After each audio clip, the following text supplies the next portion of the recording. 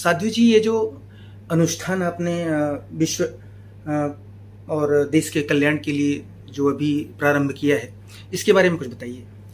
जय श्री कृष्ण, नमस्कार। सबसे पहले तो मैं आप लोगों को एक छोटी सी बात बताना चाहती हूँ कि विश्व कल्याण में जितना भी लोग कर सके वो कम होता है। और जब भारत देश की बारी आती है तो भारत एक ऐसा देश है जिसने हमेशा से एक स्लोगन दिया, सर्वे भवन्तु सुखिनः सर्वे सन्तु निरामया। हमने कभी ये नहीं कहा कि हमारा कल्याण हो, हम कहते हैं विश्व का कल्याण हो। जब एक आपदा आई, कोरोना नाम की महामारी, तो वो केवल भारत में नहीं पूरे विश्व में आई और हाहाकार मच गया। जान से, मान से, धन से, हर प्रकार से लोगों को हानि हुई। मेरे बहुत सारे अपनों को भी मैंने खोया।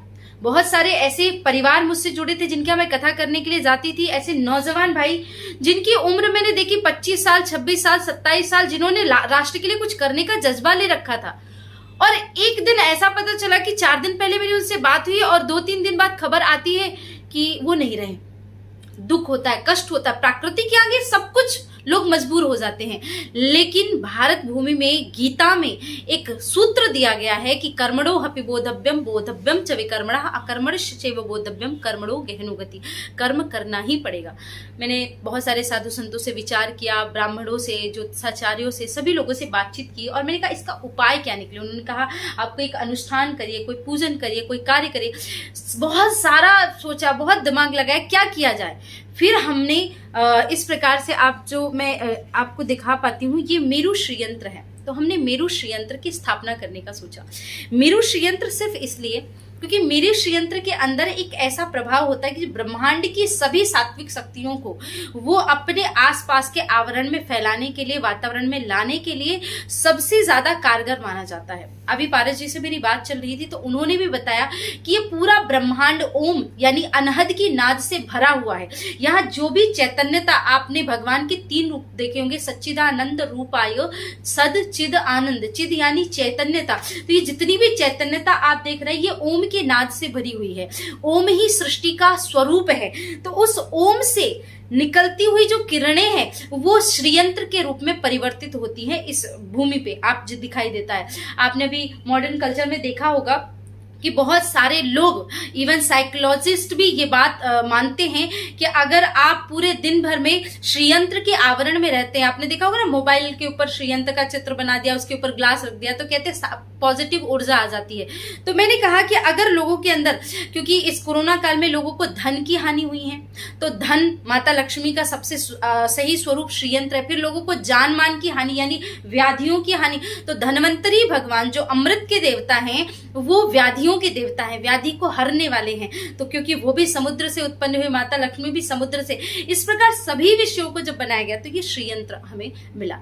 अब ये था कि हर एक घर में तो श्रीयंत्र स्थापित नहीं कर सकते, करोड़ों की संख्या में लोग परेशान हैं और हमारे पास ना तो इतना सारा बड़ा एरिया भी था और ना ही एक साथ लोगों की समस्याओं को हम दूर कर पाते।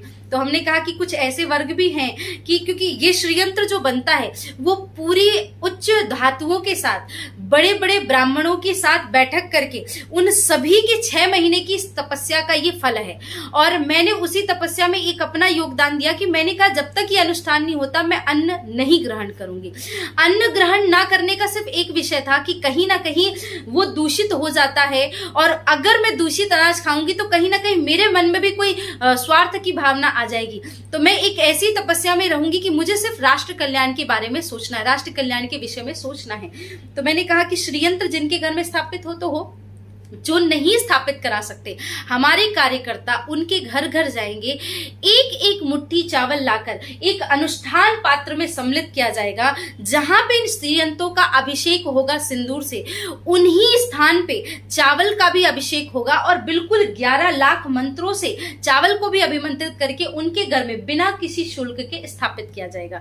तो ये है विश्व कल्याण की भावना। कई बार लोग बोलते हैं कि साध्वी जी आपका पोस्टर देखा तो जो आप अगर श्रीयंत्र लोगों के घर में स्थापित कराएंगे, ये मैंने कहा विश्व में पहली बार, बिल्कुल ऐसा ही होने वाला है विश्व में पहली बार। क्योंकि आज तक लोगों ने 1, 2, 4 या ज्यादा से ज्यादा 100 श्रीयंत्रों का एक साथ पूजन किया होगा।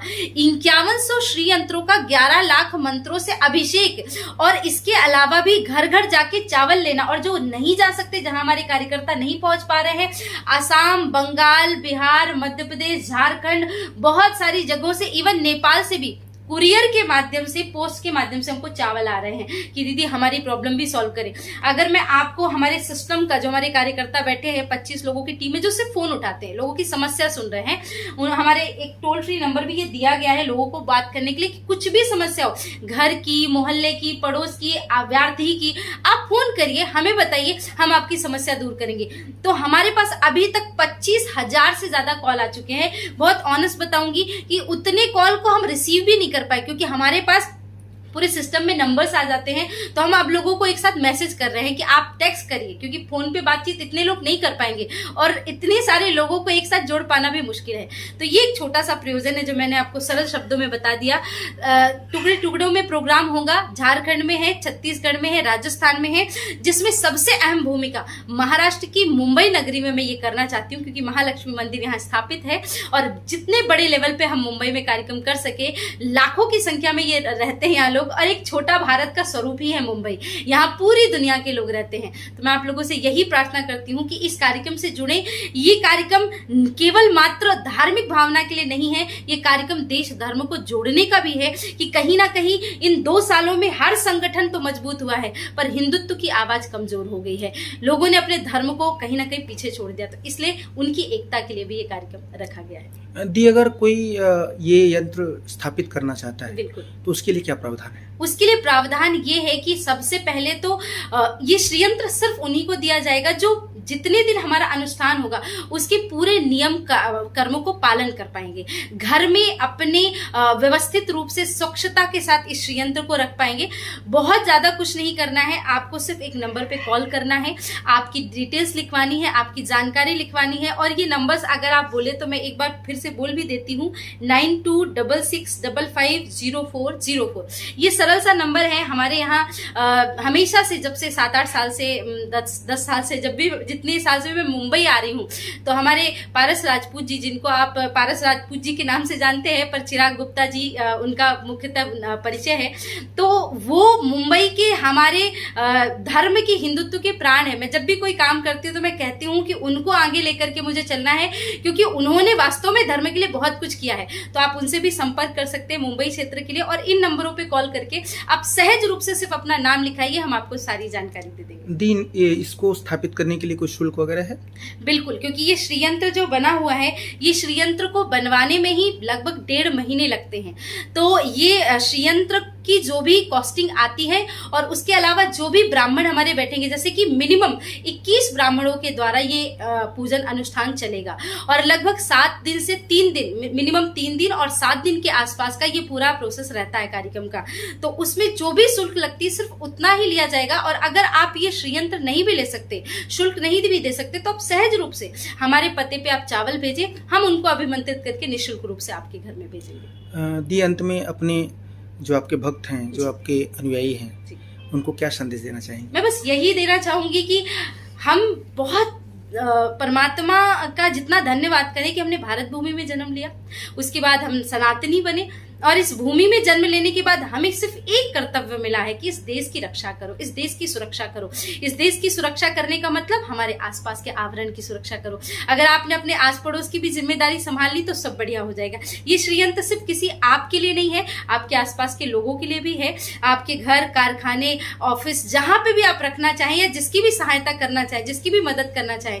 हर दिवाली में लोगों को चॉकलेट गिफ्ट देते हो और बहुत सारे उपहार देते हो, इस बार आप ये श्रीयंत्र भी किसी अपने को उपहार देकर के ये कह सकते हैं कि हाँ, इस बार हम आपकी समस्या को दूर करेंगे। और इसके साथ साथ में एक संदेश जरूर लेके चलना है कि हिंदुओं के लिए बहुत वर्षों के बाद एक मौका मैं लेकर के आई हूं, एक सूत्र में बंधने का। मैं आपसे हाथ जोड़ के प्रार्थना करती हूं कि मुझे आपसे कोई स्वार्थ नहीं है, मुझे आपसे कुछ भी नहीं चाहिए। अगर मेरा भारत पुनः एक बार एक सूत्र में आकर के बंध गया, इतनी सारी खुशियों को हम मना ही नहीं पाए। हमने कश्मीर की खुशी नहीं मना पाए, हम राम मंदिर की खुशी नहीं मना पाए, किसी ना किसी कारण से, कोरोना की वजह से। अब वो वक्त आया है कि एक धार्मिक अनुष्ठान की वजह से हम ये सारी खुशियों को सेलिब्रेट कर सकते हैं और सशक्त हो सकते हैं। इनडायरेक्ट तरीके में कहूं, क्योंकि ये धार्मिक हम कार्य करने जा रहे हैं, तो मैं बहुत ज्यादा कुछ नहीं बोलूंगी, पर देश की तथाकथित परिस्थितियां विदेशों की आप देख सकते हैं कि किस प्रकार से अफगानिस्तान के एक एक घर में एक एक करोड़ों की संख्या में लोग बर्बाद हो गए। मैं बिल्कुल नहीं चाहती हूं कि हमारे देश में ऐसा कभी भी कोई वातावरण या कोई माहौल आए। धर्मो रक्षति रक्षतः, आप धर्म की रक्षा करें, धर्म आपकी रक्षा करेगा। एक सूत्र में बंधने का ये मौका है, यही संदेश देना चाहूंगी और बहुत बहुत धन्यवाद देना चाहूंगी आपका। दी, कहीं न कहीं लोग आपको हिंदू शेरनी के नाम से भी जानते हैं, जी, तो आपके अपने चिर परिचित अंदाज में कुछ अपने लोगों को कहना चाहेंगे? मैं बस एक ही बात कहना चाहूंगी कि अगर आज हमारा देश सुरक्षित नहीं है, मैं हमेशा से कहती थी, बातें बोलती थी, लोगों को कड़वा लगता था, लेकिन मैं हमेशा से लोगों को मैंने शस्त्र उठाने के लिए बात बोली है। मैं यही बोलना चाहूंगी कि जिस लेवल पे हिंदुओं की जनसंख्या कम हो रही है और आतताइयों की जनसंख्या बढ़ रही है, जनसंख्या भी हमारे देश का एक गंभीर विषय है। लोगों को इस विषय पे सोचना पड़ेगा कि इसके लिए कानून आना चाहिए। और दूसरी बात, हर एक घर में, जैसा मैं अभी बात भी कर रही थी पारस जी से, कि हर घर में आर्मी होनी चाहिए, लोगों को सशक्त होना। और इसमें कोई गलत चीज नहीं है। हमारे ऋषि मुनियों ने गुरु द्रोण से लेकर के कृपाचार्य से लेकर के भगवान शिव से लेकर भगवान विष्णु से लेकर के सबने लोगों को अस्त्र शस्त्र की शिक्षा प्रदान करी है। अगर हम अपने बलबूते पे खड़े होते हैं और अपने घर के आसपास यानी अपने आसपास की माँ बहनों की भी रक्षा कर सकते हैं, अपनी माँ भारती की रक्षा कर सकते हैं, तो मेरे लिए इससे बढ़ के कुछ होगा नहीं।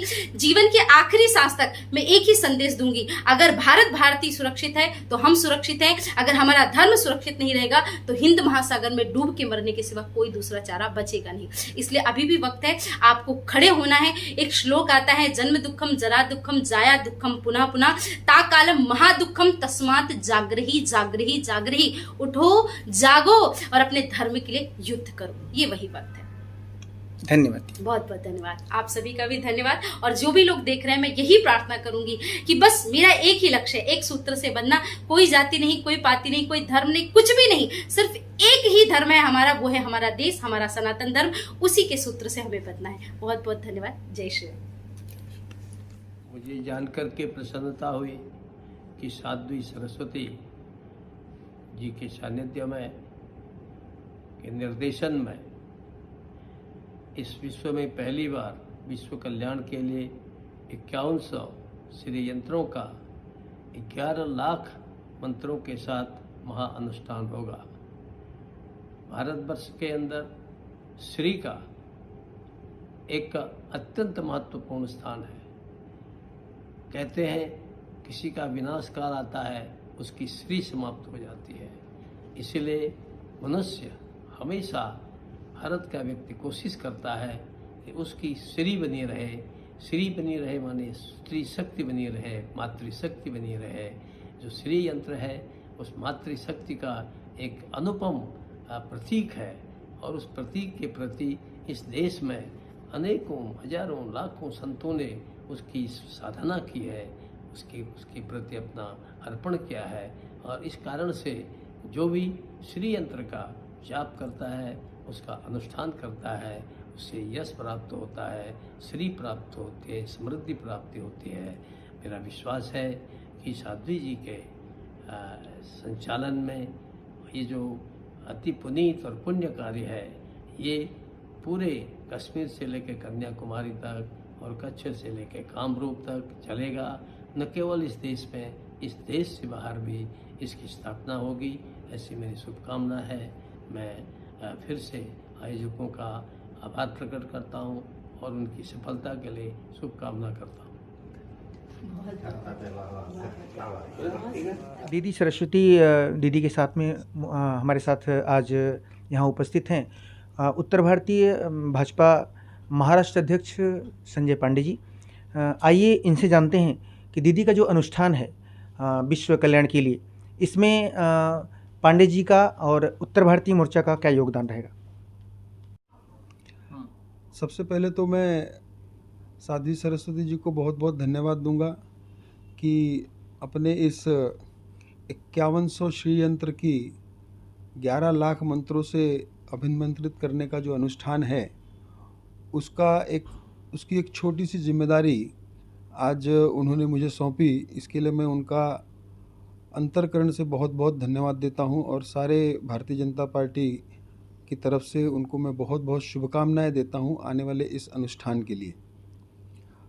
ये विश्व में पहली बार ऐसा होने जा रहा है कि 5100 श्री यंत्रों की स्थापना 11 लाख मंत्रों से अभिमंत्रित करके होने की पहल हो रही है, और वो पहल मुंबई से हो रही है।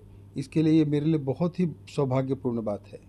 हम सब भारतीय जनता पार्टी के उत्तर भारतीय मोर्चा के सभी कार्यकर्ता, सभी हिंदुत्ववादी शक्तियाँ साध्वी सरस्वती जी के साथ तन मन धन से लगेंगे और इस अनुष्ठान को एक अद्भुत और पूरा विश्व याद रखे कि सनातन धर्म और हिंदुओं में कितनी शक्ति है, कि विश्व कल्याण के लिए जो साध्वी सरस्वती जी ने पहल की है उसमें सभी हिंदू इसमें बढ़ बढ़ कर सहभागी होंगे, ऐसी मैं आशा करता हूं और उनको विश्वास भी दिलाना चाहता हूं।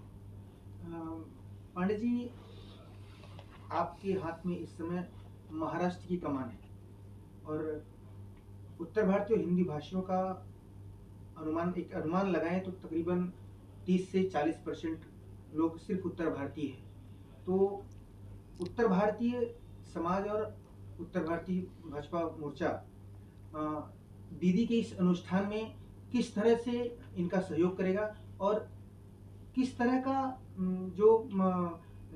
की रणनीति है इस कार्यक्रम को सफल बनाने के लिए वो उत्तर भारतीय मोर्चा करने वाला है? मैं आपको पहले बता दूं कि पूरे महाराष्ट्र में 12 करोड़ की आबादी में 1 करोड़ 40 लाख के लगभग उत्तर भारतीय समाज है, और पूरा महाराष्ट्र का उत्तर भारतीय समाज नहीं, पूरा हिंदू समाज दीदी के साथ पूरी तरह से जुड़ेगा और इस अनुष्ठान को सफल बनाएगा। और जैसे मैंने पहले भी कहा कि एक न भूतो न भविष्यो ऐसा अनुष्ठान होगा, इसके लिए हम पूरी तरह से कार्यरत रहने वाले हैं। धन्यवाद दी। अभी भाजपा उत्तर भारतीय मोर्चा महाराष्ट्र के अध्यक्ष संजय पांडे जी ने जो अपनी इस अनुष्ठान को लेकर जो सहयोग की बात कही है, आप कैसे चाहती हैं, मतलब उत्तर भारतीय मोर्चा आपको किस तरह से सपोर्ट करे? देखिए, जैसे कि भैया ने अभी आपको बताया, पहले तो मैं आपका धन्यवाद करना चाहूँगी। आपने बड़े ही सहज शब्दों में पूरे देश को जोड़ दिया।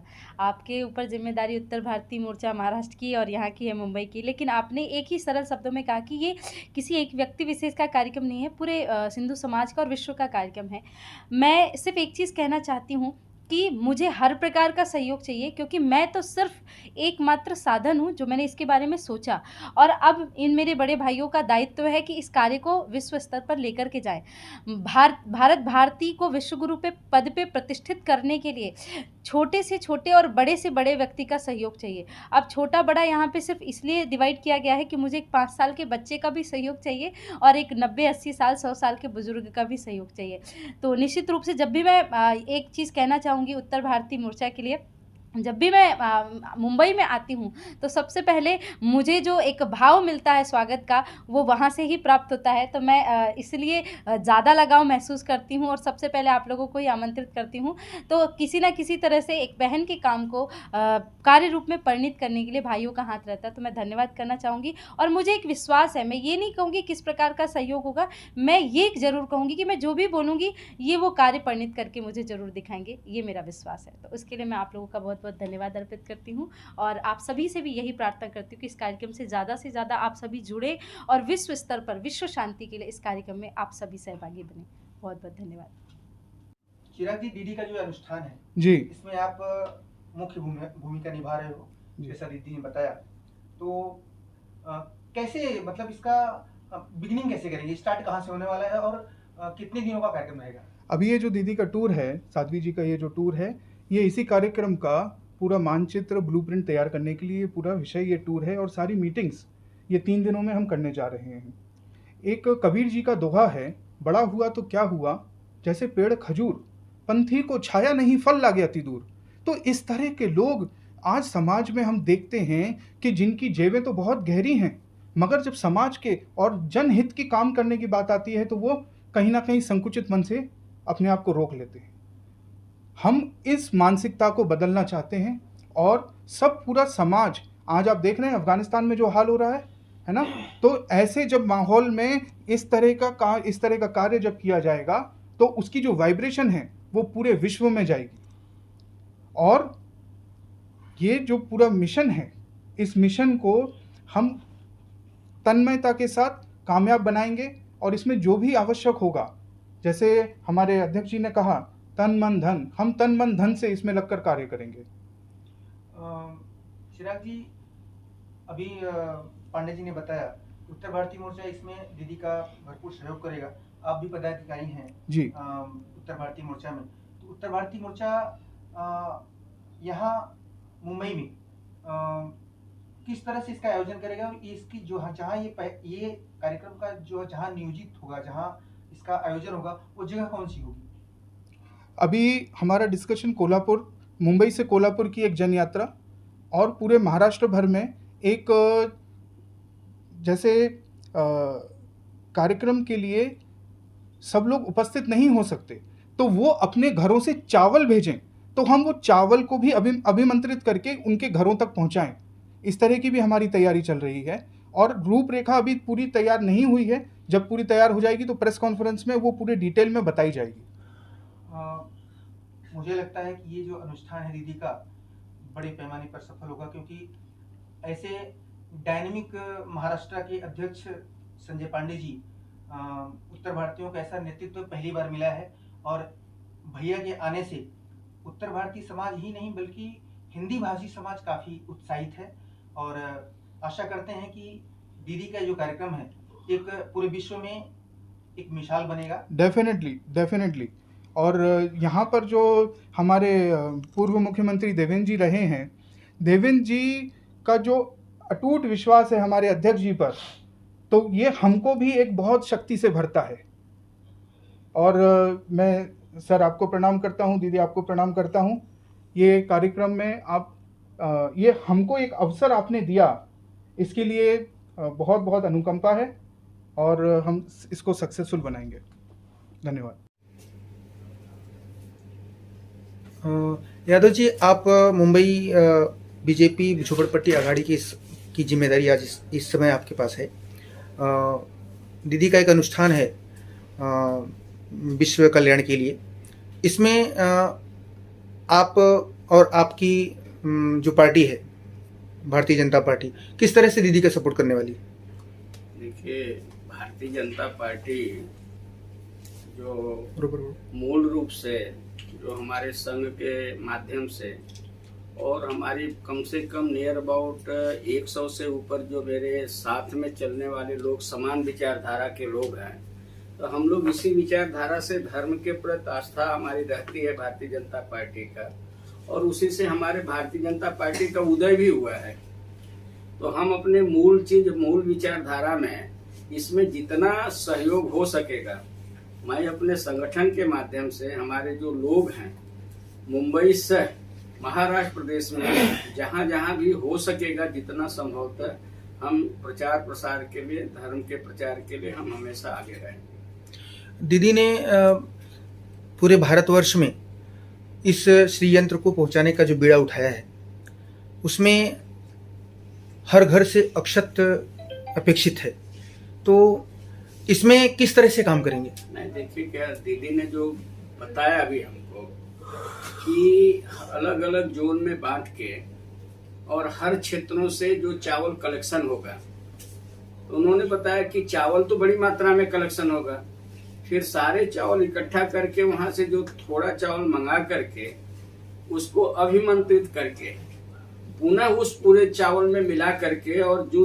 जोनों से जो चावल आया रहेगा वहां उस चावल में मिला के, और उस चावल को अगर हम प्रत्येक घर में, क्योंकि श्री यंत्र जैसा दीदी ने बताया कि हर व्यक्ति हो सकता है उतना खर्चा न वहन कर सके, तो जो श्री यंत्र बैठाने के लिए, स्थापित करने के लिए जो योग्य व्यक्ति हैं वो तो श्री यंत्र के माध्यम से, और उन्होंने दीदी ने बताया कि जैसे भाई श्री यंत्र का जो प्रभाव है वो इफेक्ट, उसका तत्काल प्रभाव कुछ ज्यादा ही रहेगा, लेकिन चावल का भी चूंकि अभिमंत्रित चावल है, घर में वो प्रत्येक घरों में अगर पहुंच जाएगा तो उसका भी प्रभाव श्री यंत्र जैसा ही चलेगा।